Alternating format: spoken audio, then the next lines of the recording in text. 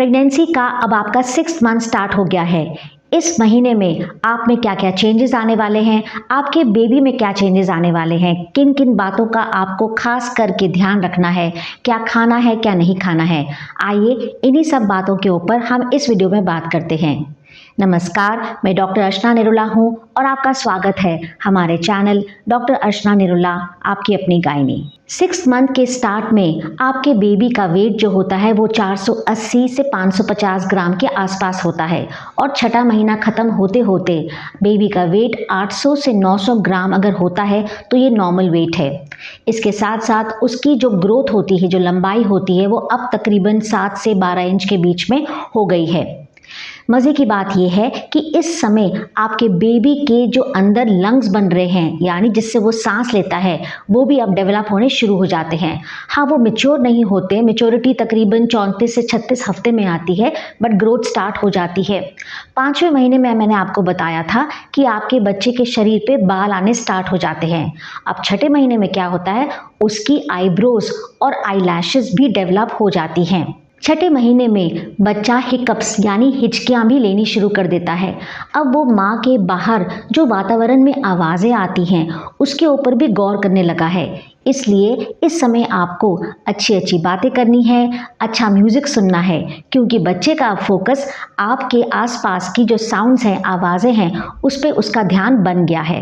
6th month में जो एक इम्पॉर्टेंट लक्षण कई महिलाओं में देखा गया है वो होता है आपके जो पेट के ऊपर है वो स्ट्रेच मार्क्स आने स्टार्ट हो जाते हैं। इसके साथ साथ पेट के ऊपर खुजली भी आपको महसूस होती है। थोड़ी बहुत खुजली होना जो होता है वो बिल्कुल नॉर्मल है। इस समय आप बायो ऑयल लगा सकते हैं, अपने पेट पे नारियल का तेल भी लगा सकते हैं, ये काफ़ी हेल्पफुल रहता है। बट अगर आपको खुजली बहुत ज़्यादा है, पूरे शरीर में हो रही है, तो अपने डॉक्टर गायनिकोलॉजिस्ट से इस समय कंसल्ट करना बहुत ज़रूरी है, क्योंकि कई बार ये खुजली लिवर के एंजाइम्स के बढ़ने की वजह से भी होती है।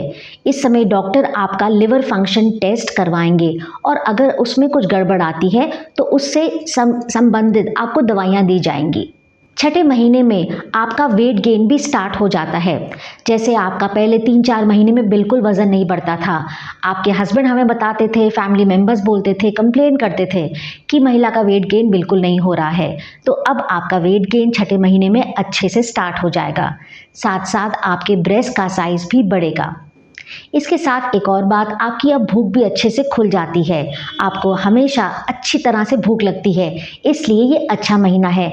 आपको बैलेंस डाइट भर पेट लेनी है। छठे महीने में एक और लक्षण आपका स्टार्ट हो जाता है, वो है पैरों में सूजन। पैरों में सूजन खासकर तब होती है अगर आप लंबे समय तक खड़े रहते हैं। इसलिए कोशिश करें कि आप लंबे समय तक खड़े ना हों, बीच बीच में ज़रूर बैठें। पैरों के नीचे जब आप बैठते हैं तो स्टूल ज़रूर रखिए, और अगर रात को आप सोते हैं तो पैरों के नीचे आप तकिए भी रखिए। अगर ऐसा करने से सूजन कम हो जाती है तो चिंता की कोई बात नहीं है, बट अगर ऐसे करने से सूजन कम नहीं होती है और सूजन बढ़ती ही जाती है, आपके हाथों में भी सूजन आ गई है, आपकी रिंग्स टाइट हो रही हैं, तो आपको अपने डॉक्टर से ज़रूर कंसल्ट करना चाहिए। कई बारी ये कोई परेशानी का भी लक्षण हो सकता है। इस समय आपका पेट भी बीच बीच में टाइट हो सकता है, जैसे कि 1 या 2 घंटे तक आपको लगे कि आपका पेट बहुत टाइट हो रहा है, उसमें हल्का दर्द भी है, और फिर थोड़ी ही देर के बाद वो ठीक हो जाता है। ये फॉल्स लेबर पेन्स होती है और ये बिल्कुल नॉर्मल है। आपको इनके बारे में बिल्कुल चिंता नहीं करनी। छठे महीने में जो हार्मोन्स का बदलाव हो रहा है उससे कई महिलाओं को रात को नींद कम आती है। साथ साथ आपको भूलने की भी परेशानी स्टार्ट हो जाती है, यानी आपने कुछ कहीं रखा, फिर थोड़ी देर में भूल गए कि आपने कहाँ रखा। ये भी हार्मोनल चेंजेस की वजह से प्रेगनेंसी के छठे महीने में होता है। अब हम बात करते हैं कि 6th मंथ में डॉक्टर आपको कौन से टेस्ट लिखते हैं और उनको करवाना ज़रूरी क्यों है। देखिए, पहला इम्पॉर्टेंट टेस्ट है CBC यानी कंप्लीट ब्लड काउंट। इसमें खास करके एक टेस्ट होता है हीमोग्लोबिन, जिसको ज़रूर चेक किया जाता है। अगर आपको डॉक्टर ने शुरू से ही आयरन की टैबलेट्स दी है और छठे महीने में आपका हीमोग्लोबिन अभी भी कम है तो कई बारी आपको आयरन इंजेक्शन्स की सलाह भी दी जाती है। इससे आपका हीमोग्लोबिन का जो लेवल है वो ऊपर आ जाता है। छठे महीने का जो दूसरा इम्पॉर्टेंट टेस्ट होता है वो होता है GTT यानी ग्लूकोज टॉलरेंस टेस्ट। ये जो ग्लूकोज टॉलरेंस टेस्ट है ये महिला के अंदर अगर डायबिटीज़ का कोई लक्षण आ रहा है तो उसको पकड़ने का टेस्ट है। कई बारी महिलाओं को छठे महीने 7वें महीने में शुगर की बीमारी हो जाती है, प्रेगनेंसी में खास करके, तो इस समय ये टेस्ट करना बहुत ही ज़रूरी है। इस टेस्ट को करने का एक ख़ास तरीका होता है। सबसे पहले आपको 8 से 12 घंटे के लिए खाली पेट रहना होता है, यानी अगर आप सुबह ये टेस्ट करवाते हैं तो रात को आप तकरीबन 8 या 9 बजे के बाद कुछ ना खाएं पिए। उसके बाद सुबह खाली पेट आपका एक ब्लड सैंपल लिया जाता है। इसके बाद आपको 75 ग्राम ग्लूकोज पानी में घोलकर पिलाया जाता है। इस ग्लूकोज को पिलाने के 1 घंटे के बाद और 2 घंटे के बाद आपका फिर से ब्लड सैंपल लेते हैं। इसे हम कंप्लीट GTT टेस्ट कहते हैं और इस टेस्ट से हमें मालूम पड़ता है कि कई महिला को इस प्रेगनेंसी में डायबिटीज़ की शिकायत तो नहीं हो रही है, इसलिए इस टेस्ट को करवाना ज़रूरी है। अब हम बात करते हैं कि हमें किन चीज़ों का खास करके 6 मंथ में ध्यान रखना है। सबसे पहली चीज़ है आपका वाटर इनटेक, यानी आपको अच्छे से पानी और तरल पदार्थ लेने हैं। इसलिए क्योंकि यूरिन इन्फेक्शन और कॉन्स्टिपेशन यानी पेशाब में जलन, कब्जी, इनकी शिकायतें काफ़ी होती है 6th और 7th मंथ में। अगर आप अच्छे से पानी पिएंगे तो आपको यूरिन इन्फेक्शन और कॉन्स्टिपेशन दोनों से ही राहत मिलेगी।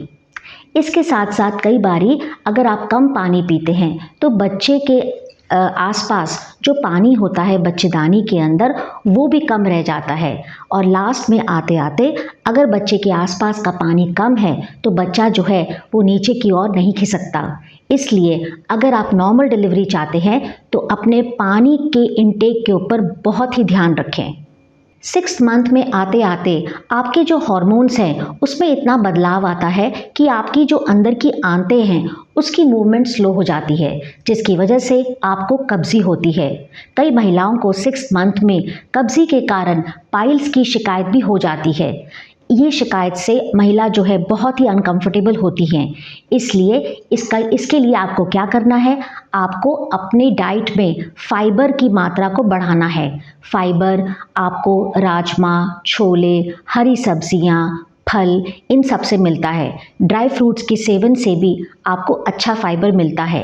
इसलिए आपको 6 मंथ के स्टार्ट होते ही अपनी डाइट में फाइबर की मात्रा को अच्छा रखना है ताकि आपको पाइल्स जैसी परेशानी ना हो। प्रेगनेंसी के शुरुआती महीनों में हम आपको ज़्यादा बाहर जाना, घूमना फिरना उसकी सलाह नहीं देते हैं क्योंकि पहले 3-4 महीने में अबॉर्शन का खतरा रहता है। पर छठे महीने में आते आते आपकी प्रेगनेंसी अब काफ़ी स्ट्रॉन्ग हो जाती है, सेटल हो जाती है, इसलिए आप घर से बाहर घूमने फिरने जा सकते हैं। हाँ, एक बात का ध्यान रखें, अगर आपकी प्रेगनेंसी में कोई कॉम्प्लिकेशन है तो डॉक्टर आपको इसकी मनाही करेंगे। छठा महीना एक बहुत ही सही समय है कि अब आप अपनी हॉस्पिटल में रजिस्ट्रेशन भी करवा लीजिए। किस डॉक्टर से, किस हॉस्पिटल में आपको डिलीवरी करानी है, इसके लिए अपना नाम लिखवाइए, अपनी रजिस्ट्रेशन करवाइए, क्योंकि 7वें महीने में कई महिलाओं को लेबर पेन्स यानी प्री टर्म डिलीवरी की परेशानी हो सकती है। और अगर अभी तक आपने अपना हॉस्पिटल की रजिस्ट्रेशन नहीं कराई है तो उस समय आपको और आपकी फैमिली जो है बहुत ही घबरा जाएगी और पैनिक करेगी। तो इसलिए आराम से इस समय सारी छानबीन करिए, अपने डॉक्टर और हॉस्पिटल में रजिस्ट्रेशन करा लीजिए। आशा करती हूँ कि जो 6 मंथ में सारी ज़रूरी टिप्स मैंने आपको दी है ये आपको बहुत ही हेल्पफुल होंगी। अगर आप प्रेग्नेंट है या आपकी फैमिली में कोई भी महिला प्रेग्नेंट है, आपकी फ्रेंड, आपकी सिस्टर, उनको भी व्हाट्सएप पे वीडियो शेयर करें ताकि सबको 6 मंथ में अपना कैसे ध्यान रखना है इसकी सारी गाइडेंस मिल सके।